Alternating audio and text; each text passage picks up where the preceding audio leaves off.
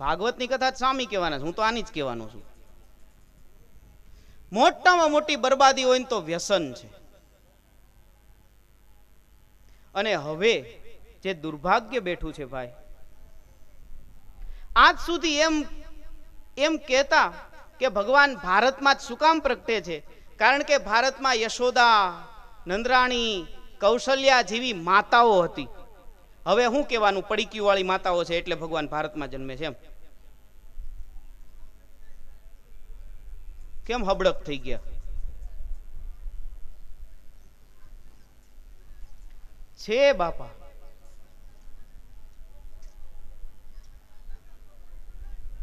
શું થયું? વંટોળ આવે, હનુમાનજી કહેવાય. સારું પકડી રાખો, પણ મૂંગે મોઢે પકડી રાખો. એલા જોર હોય ઈ જ પકડજો. 60-60 વર્ષના હેઠા બેસી જાવ, જુવાની અંદ્યો ડોહા હોતું જાહે બધું. મંડપ તો ઠીક, બાપાને ગોતવા નીકળવા પડશે. ત્યાં વંટોળ પુરુષો બાજુ જ આવવાનો જ, બહેનો બાજુ ન હોય, ઓલરેડી વાવાઝોડું જ હોય. ઠેક શું થયું? વયો ગયો? સારું બેસી જાઓ, હળવલાટ લાગે પાછો પકડી લેજો. બાયુથી વંટોળી બીવે.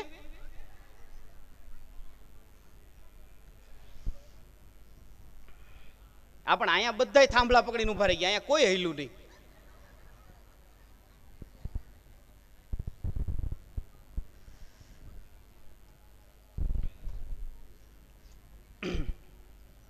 હું તમને એક પ્રસંગ કહું, અને એ પ્રસંગને સાંભળીને તમને એમ થાય કે જે કરીએ છીએ બરાબર છે તો કરજો તમ તાર છૂટી.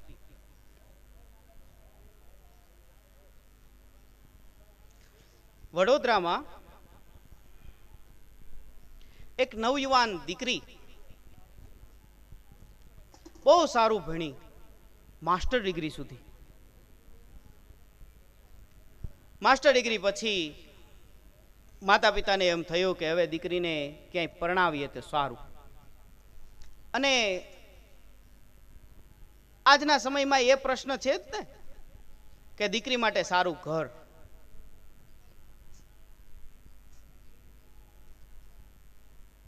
છોકરાઓની તાણ નથી,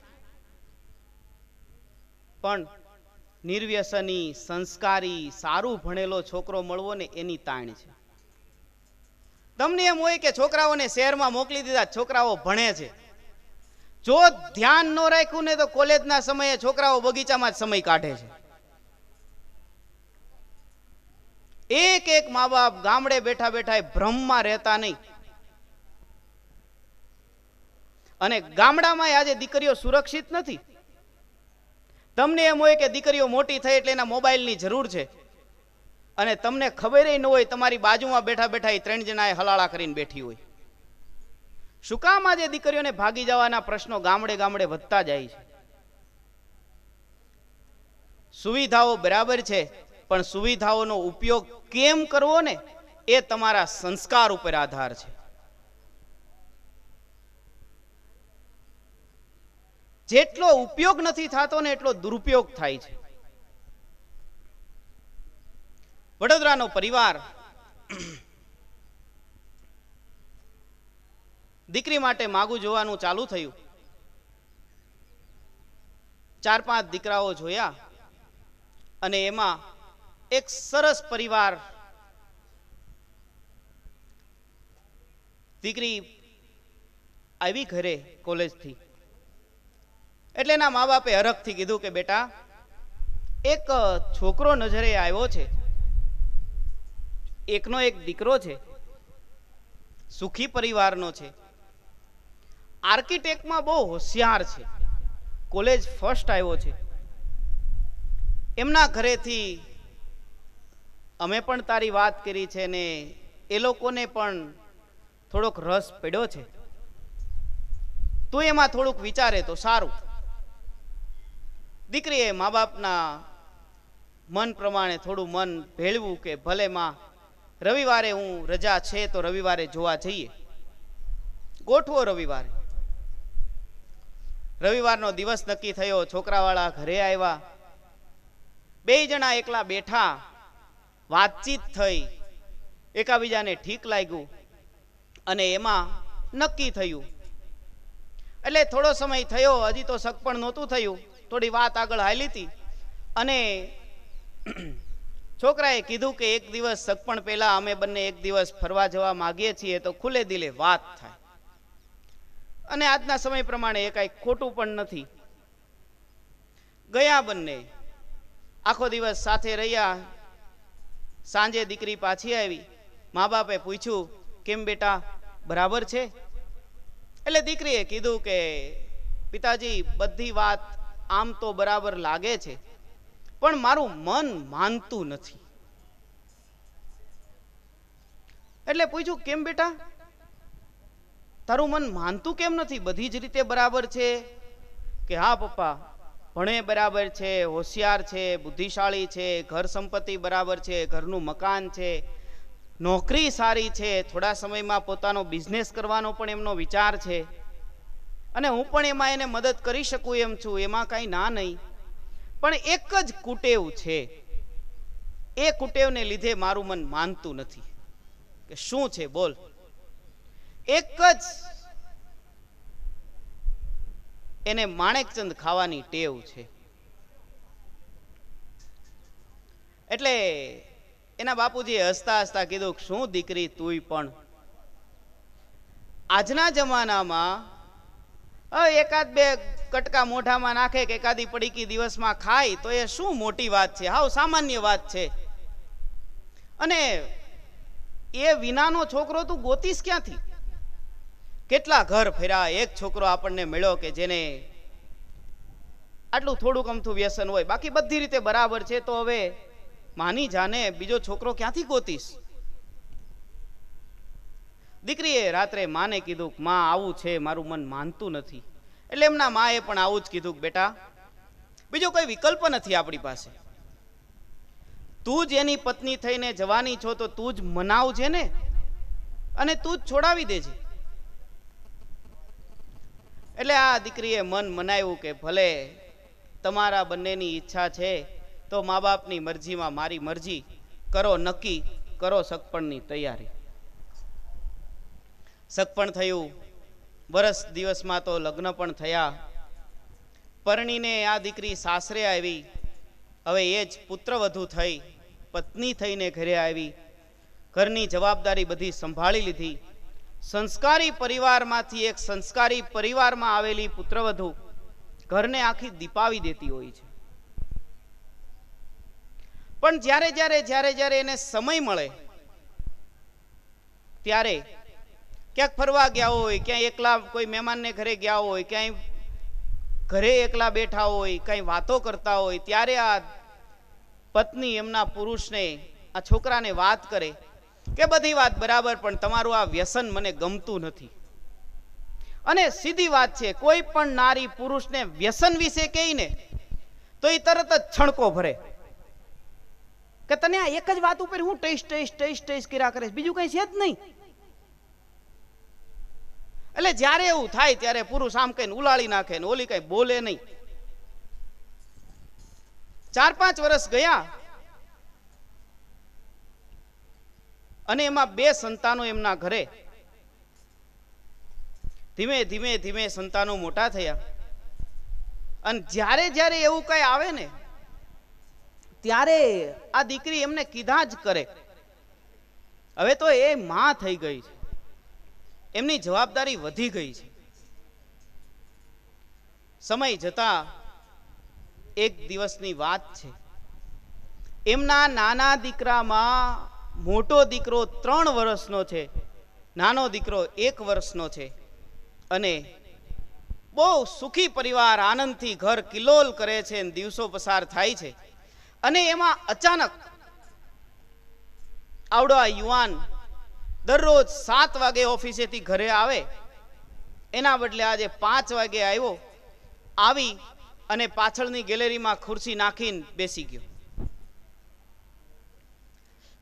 એટલે આ બેનનું ધ્યાન ગયું. એમણે અચાનક જોયું કે કેમ આજે વહેલા આવી ગયા. પાણીનો ગ્લાસ ભરીને ગયા ને પાણી આપ્યું. એક ઘૂંટડો પાણી પીને ગ્લાસ આપી દીધો પાછો. પૂછ્યું કેમ આજે વહેલા? કે કાંઈ નહીં, તબિયત થોડીક ઠીક નહોતી એટલે રજા લઈને આવતો રહ્યો. કે તો આરામ કરો ને. કે ના, એવી બધી બહુ ખરાબ પણ નથી, ડોક્ટરને બતાડી આવ્યો છું, ડોક્ટરે ટ્રીટમેન્ટ પણ લખી દીધી છે અને કાલે પાછું જવાનું કીધું છે. સારું, કાલે ક્યારે જવાનું છે? કે સવારે 10 વાગે. ભલે, હું પણ સાથે આવીશ. બીજે દિવસે સવારે પતિ પત્ની બંને ગયા દવાખાને. ડોક્ટરે મોઢું ચેક કર્યું. બધું ચેક કરીને ડોક્ટરે કીધું કે આના ગળામાંથી સેમ્પલ લઈ અને બાયોપ્સી કરવી પડશે.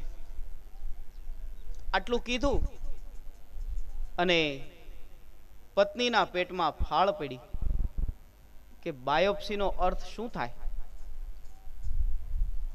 ડોક્ટરને પૂછ્યું કે સાહેબ કઈ શંકાશીલ છે? ડોક્ટરે કીધું કે જો બેન, એવું કઈ લાગતું નથી, પણ છતાંય છે એવું, એટલે એકવાર બાયોપ્સી કરીને ચેક કરી લેવું સારું. આમાં કઈ કહી ન શકાય, ઉપર ઉપર કઈ દેખાતું નથી, અંદરથી કઈ નીકળે તો વાત જુદી છે. ભલે, કરી લ્યો. સેમ્પલ લીધું, કીધું 4 દિવસ પછી રિપોર્ટ આવશે. અને 4 દિવસમાં એટલી બધી નબળાઈ આવી ગઈ કે પેલો ભાઈ 3 દિવસ ઘરે સૂતો રહ્યો. ચોથો દિવસ થયો ને ચોથા દિવસે એ પુરુષને રિપોર્ટ લેવા જવાની હિંમત નહોતી. બેનને કીધું કે તું જાને રિપોર્ટ્સ લઈ આવ ને. એટલે શહેરની યુવતી, વાહન તો આવડતું હોય, મોટરસાયકલ લઈ અને ગયા અને ડોક્ટર પાસે જઈને કીધું સાહેબ મારા પતિનો રિપોર્ટ આવ્યો? કે હા બેન, આવી ગયો છે. શું છે? ભણેલી દીકરી, શું છે? 3જા સ્ટેજનું કેન્સર છે. અને એ કેન્સર હવે કેટલા પ્રમાણમાં પ્રસરી ગયું છે એના માટે સીટી સ્કેન કરવું પડશે. કેન્સર સાંભળે એટલે શું થાય? અને આજે કોણ ભડભાદર એવો છે કે આમ છાતી મૂકીને, હાથ મૂકીને કહી શકે છાતી ઉપર કે મને કેન્સર નહીં થાય? કોઈ નથી એવો કહી શકે કે મને આ નહીં થાય.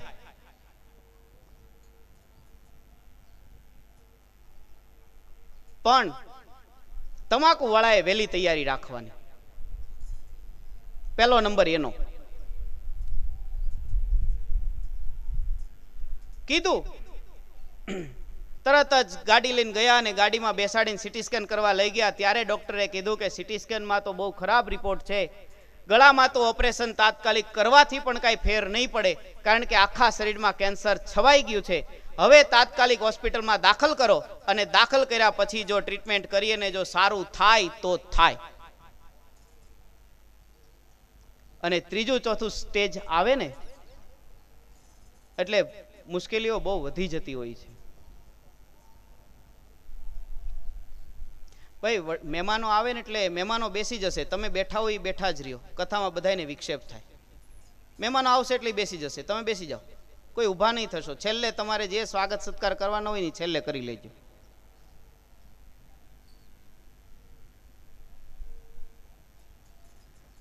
ત્રીજા ચોથા સ્ટેજનું આવે એટલે તૈયારી બધી જ રાખવાની. વડોદરાની સારામાં સારી હોસ્પિટલમાં દાખલ કરવામાં આવ્યા. ટ્રીટમેન્ટ ચાલુ છે. હવે તો દીકરાના મા બાપને અને દીકરીના મા બાપને પણ બોલાવી લીધા છે. 1 દિવસ, 2 દિવસ, 3 દિવસ, ચોથો દિવસ આવ્યો અને ચોથા દિવસની રાત્રે લગભગ 3:30-4 અચાનક એમને શ્વાસ ચડી ગયો. ડોક્ટરે તાત્કાલિક લઈને આઈસીયુમાં મૂક્યા. કલાકમાં તો વેન્ટિલેટર ઉપર લેવા પડ્યા. અને તુરત જ એ યુવતીને સમાચાર આપવામાં આવ્યા તમારા પતિને વેન્ટિલેટર ઉપર લેવા પડ્યા છે, બહુ ગંભીર સ્થિતિ છે. દોડતા આવ્યા. માં આવે એટલે દીકરાને સહજ સાથે જ લાવવા પડે. સવારનો પહોર છે, 5:30-6 વાગ્યાનો સમય છે. આખો પરિવાર ફરતોય ઊભો છે અને ધીમે ધીમે ધીમે ધીમે ધીમે કરતા હૃદયના ધબકારા ઓછા થતા જાય છે. મશીનનો સપોર્ટ છે છતાંય હૃદય ધીમું પડતું જાય છે. અને એક સમય એવો આવ્યો કે એ નારી જુએ છે, એમના સાસુ સસરા જુએ છે, એમના માતા પિતા જુએ છે, અને બધાની નજર સામે એ 35 વર્ષનો યુવાન ત્યાં ને ત્યાં છેલ્લો શ્વાસ છોડે છે. અને આખી હોસ્પિટલનો એ રૂમ ધ્રુસકાથી ધ્રુજી ઉઠે છે. એના મા બાપે, એના માએ પાસે આવીને દીકરીની માથે હાથ ફેરવતા ફેરવતા કીધું, દીકરી શાંતિ રાખ, ભગવાને તારી બહુ કપરી કસોટી લીધી. અને ત્યારે દીકરી એટલું જ બોલી કે મમ્મી, કપરી કસોટી ભગવાને લીધી કે નહીં એ મને ખબર નથી, પણ જ્યારે સગપણની વાત ચાલતી હતી ત્યારે મેં કીધું હતું કે આ માણેકચંદની પડીકી મને પસંદ નથી, અને આજે એ જ માણેકચંદની પડીકીએ મને 35 વર્ષે વિધવા કરાવી. હવે તમે મને કહો કે આમાં મારો વાંક શું?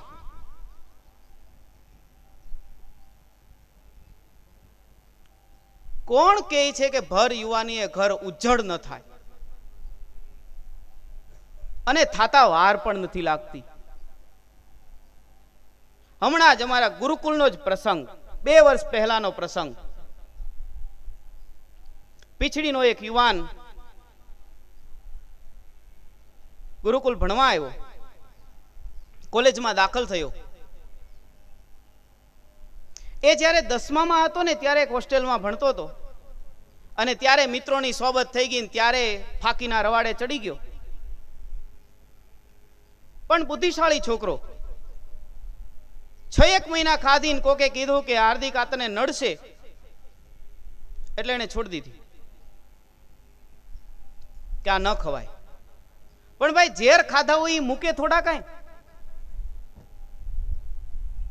પછી તો 3 વર્ષ વીતી ગયા. 11મું 12મું ને F5માં ગુરુકુલ આવ્યો. ગુરુકુલ ભણતો હતો ને અચાનક એકવાર ઉધરસ ઉપડી. ડોક્ટર પાસે લઈ ગયા. ડોક્ટરે એક્સરે કર્યો ને બધી દવા કરી કે કાંઈ એવું છે નહીં. દવા આપીને થોડોક સમય થયો ને શાંત થયું. થોડોક સમય પછી પાછી ઉપડી. પાછી દવા કરી, પાછું સારું થયું. દિવાળીના વેકેશનમાં આવ્યો ને દિવાળીના વેકેશનમાં ઘરે પાછી તકલીફ થઈ અને લઈ આવ્યા. ડોક્ટરે કીધું કે હવે આની ઊંડી તપાસ કરવી પડશે. અને જ્યાં તપાસ કરી ત્યારે ખબર પડી કે આને તો બહુ જૂના સમયથી કેન્સરની અસર છે. દાખલ કર્યો. તરત ને તરત ડોક્ટરો સાથે વાત કરી અને ઓપરેશન કર્યું. એના માતા પિતા બધા ત્યાં આવી ગયા. બધા જ સંતો એના માટે પ્રાર્થના કરતા હતા. એક એક મોટા મોટા સંતો પ્રાર્થના કરે, ગુરુકુળના વિદ્યાર્થીઓ પ્રાર્થના કરે, સ્કૂલ કોલેજ જવાનું છોડી અને બધા જ પ્રાર્થનાઓ કરે. આપણે એમ કહીએ છીએ કે પ્રાર્થનાની તાકાત કઈ સામાન્ય નથી હોતી, પણ મારી નજર સામેનો દાખલો. અઠવાડિયું એ છોકરો હોસ્પિટલમાં રહ્યો અને 5 દિવસ રાત્રિ દિવસ હું એની પાસે ઉભો રહ્યો.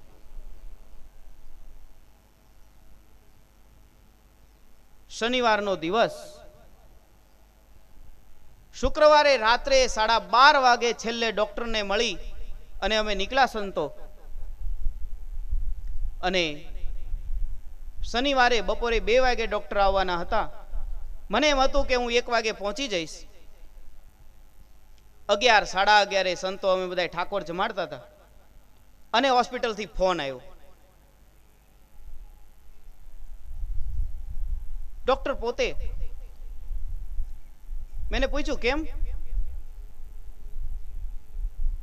ત્યારે ડોક્ટરે એટલું જ કીધું કે સ્વામી, એ છોકરો હવે નથી. બધું પડતું મૂકીને દોડ્યા, અમે હોસ્પિટલ ગયા. પછી તો શું થાય? લઈ આવ્યા, ગુરુકુલ લાવ્યા, સંતોએ એને ભગવાનની પ્રસાદીનો હાર પહેરાયો, અભિષેકનું જળ મોઢામાં મૂક્યું, તુલસીનું પાંદડું મૂક્યું, અને ત્યારે એના બાપુજી આમ જોવા જઈએ ને તો સિંહ જેવો માણસ લાગે. એ સમયે ધ્રુસકે ને ધ્રુસકે રડે. આજ સુધી મેં એને ઢીલા પડેલા નહોતા જોયા. આટલી ગંભીર સ્થિતિ હતી ને તો પણ ધ્રુસકે ને ધ્રુસકે રડે. અને પછી એ એટલું જ બોલ્યા કે સ્વામી, અમારા 4 ભાઈઓ વચ્ચે એક દીકરો, અને આ હાર્દિક, આજે એક તમાકુની પડીકી એ હાર્દિક અમારી વચ્ચેથી લેવાઈ ગયો.